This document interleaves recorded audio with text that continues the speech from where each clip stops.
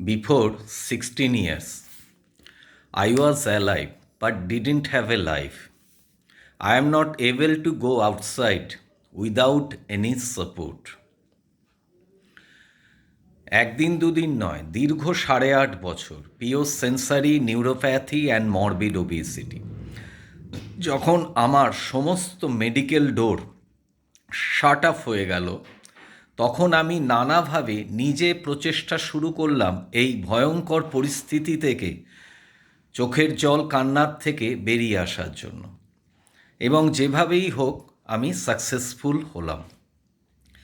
যখন ডক্টর সুকুমার মুখার্জির, বিখ্যাত মেডিসিনের ডাক্তার, ওনার কাছ থেকে আমি ইন্সপায়ার হলাম। উনি জানবার পর উনি বললেন যে এই তোমার যে সাকসেস স্টোরি, আমরা তো পেশেন্টদের কাছ থেকে শিখি, সেটা জেনে আমি যেটা বলছি তুমি এটা সমাজের জন্য প্রয়োগ করো। আমি তখন দেখলাম যে এত বড় ডাক্তারবাবু তিনি আমাকে বললেন কথাটা, আমি খুব আনন্দ পেলাম। আমি এটা ঠিক কথা যে আমি যদি জিম যোগা সেন্টার খুলতাম বা মেডিসিন শপ টপ খুলতাম, তাতে আমাকে ইনকামের ব্যাপারে কোনো চিন্তা করতে হতো না। আমার মা চলে যাওয়ার পর যে চরম ফাইন্যান্সিয়াল হার্ডশিপের মধ্যে আমি পড়েছি, সেটা আমাকে ফেস করতে হতো না।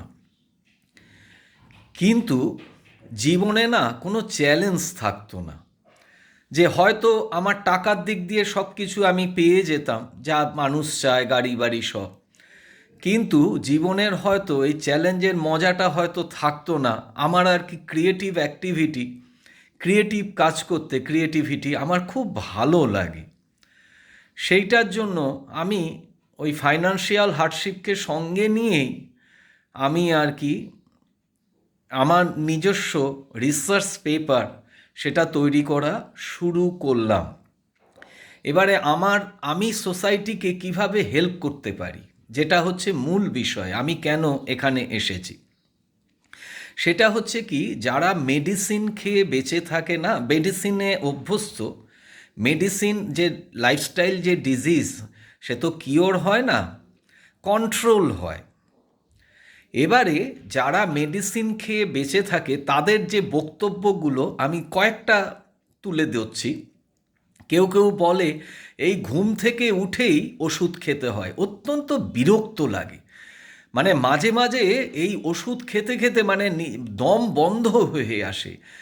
অনেকে বলে বাঁচতেও ইচ্ছা করে না, সুইসাইড করতে ইচ্ছা করে। অনেকে বলে পুরো মানে শরীরটাই ওষুধের দোকান হয়ে গেছে রে।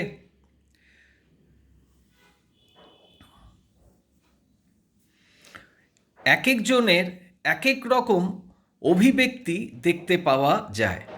যাদের বয়স অল্প, মানে ধরুন কলেজ স্টুডেন্ট, তারা যখন কোনো অসুস্থতায়, লাইফস্টাইল ডিজিজে অসুস্থ হয়, তাদের বেশিরভাগই রেবেলিয়ান অ্যাটিটিউড হয়ে যায় এবং যেটা আস্তে আস্তে ডিপ্রেশনে ট্রান্সফার করে।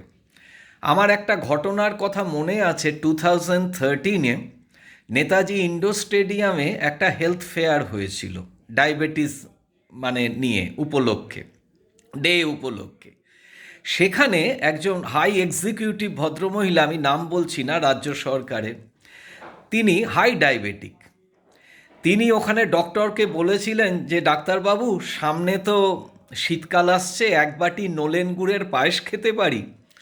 ডাক্তারবাবু বলেছিলেন না, আমি সে পারমিশন দিতে পারবো না, কারণ আপনার যা বায়োকেমিক্যাল রিপোর্ট, আপনি বড়জোর 1 চামচ 2 চামচ খেতে পারেন। আমি একজন ডাক্তারবাবুকে চিনি, তিনি ডায়াবেটিক। তিনি বলেন যে আমি মনে করি ভালো থাকা মানে না ভালো খাওয়া। কিন্তু আমার এই ডায়াবেটিস হয়ে না আমার সমস্ত এই খাওয়া নষ্ট করে দিয়েছে, কারণ আমার কোনো ফুড ইন্ডিপেন্ডেন্সি নেই। আমি খাই, কিন্তু খেতে গেলে আমার সব সময় চিন্তা হয়। অ্যাকচুয়ালি হয় কি, আমরা যখন নিজের থেকে কখন কিছু করি না, তখন আর কি সেটা আনন্দ নিয়ে করতে পারি। কিন্তু কেউ যদি আমাদের উপর চাপিয়ে দেয়, সেন্স অফ অটোনমিকে যদি চ্যালেঞ্জ করে না, তখন না আমাদের কাছে খুব একটা মানে অসুবিধা হয় যে সেটা আমি করব, যে আমি এমনি ডায়েট করছি ঠিক আছে, কিন্তু আমার অসুস্থতার জন্য আমাকে বাধ্য করছে ডায়েট করতে, সেটা মানুষ না মন থেকে মেনে নিতে পারে না। আমার এক পরিচিত ভদ্রলোক আছে, তিনি তার স্ত্রীর ভয়ে তিনি করেন কি প্যাস্ট্রি ট্যাস্ট্রি মানে বাইরে খেয়ে তারপর আর কি ঘরে ঢোকেন।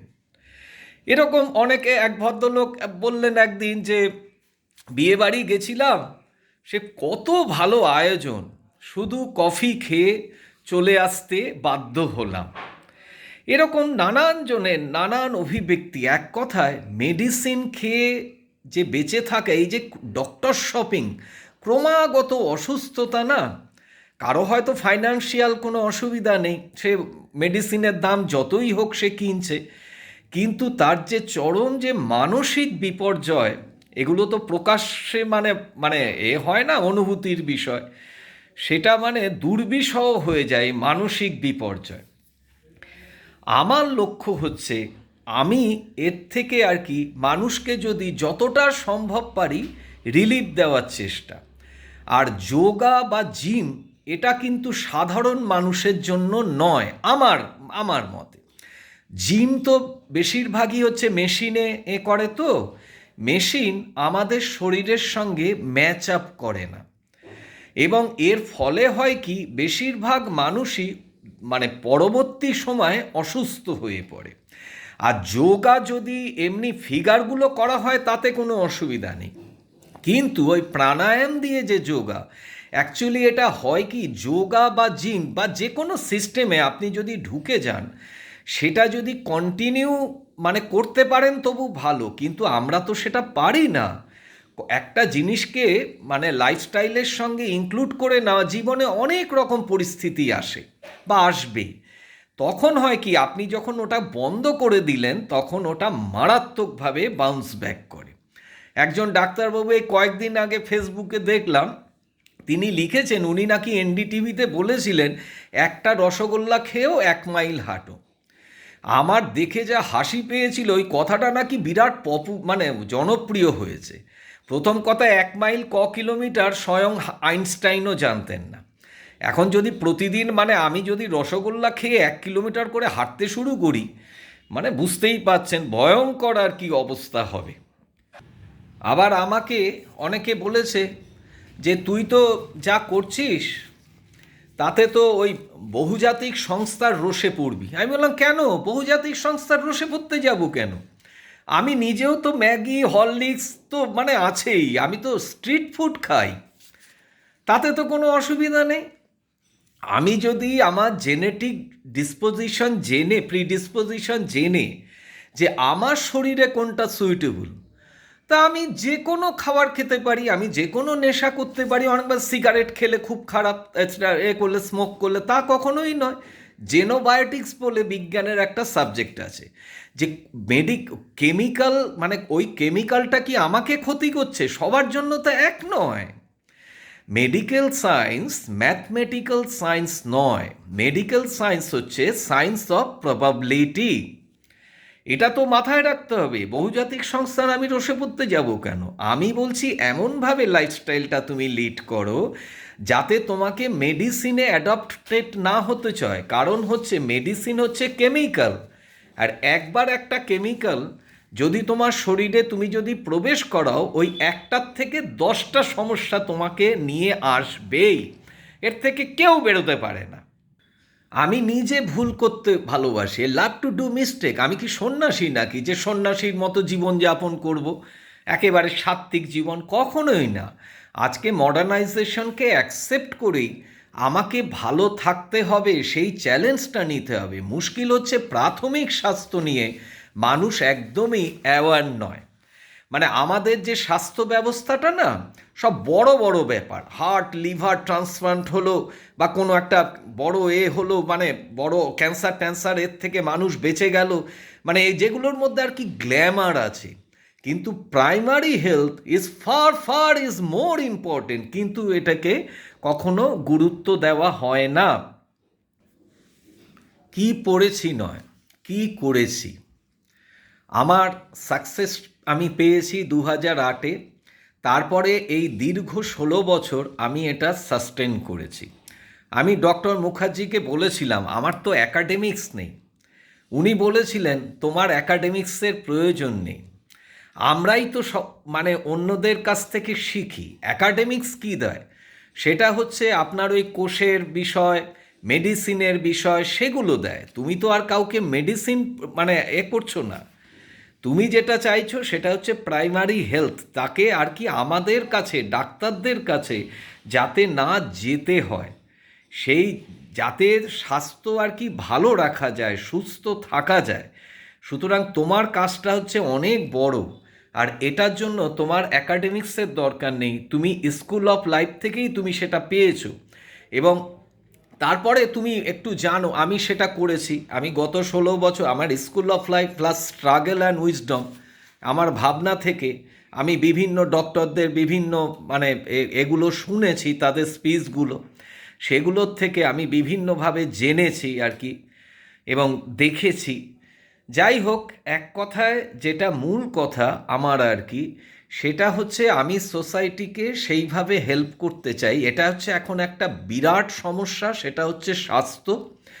এবং এই স্বাস্থ্যে মানে মানুষের অর্থনৈতিক এবং যে মানসিক বিপর্যয় হয়ে থাকে, সেটা কোটি কোটি টাকা দিয়ে মেটানো যায় না। যতই তার ব্যাংকে ব্যালেন্স থাক, সে প্রফেসর অমর্ত্য সেন যখন ওনার মুখে ক্যান্সার হয়েছিল যে স্টুডেন্ট লাইফে, উনি যখন ওই কেমব্রিজে অপারেশন হয় 7 ঘন্টা ধরে, তখন ওনার যখন জ্ঞান ফেরে, তখন ওখানে ওই নার্সরা বলছিল যে আপনার ক্যান্সার ছড়ায়নি, ডক্টররা বলছিল। তখন উনি বুঝেছিলেন যে সত্যি ক্যান্সার না থাকাটাও একটা প্রশংসার বিষয়, যার থেকে উনি কোয়ালিটি অফ লাইফ বলেন।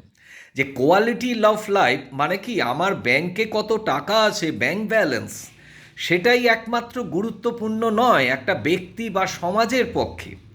একটা ব্যক্তি বা সমাজের পক্ষে মানে বিরাট গুরুত্বপূর্ণ হচ্ছে স্বাস্থ্য।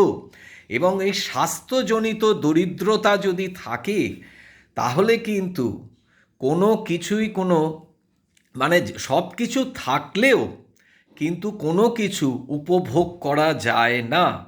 যখন মানুষ অসুস্থ হয় তখনই সেটা বুঝতে পারে।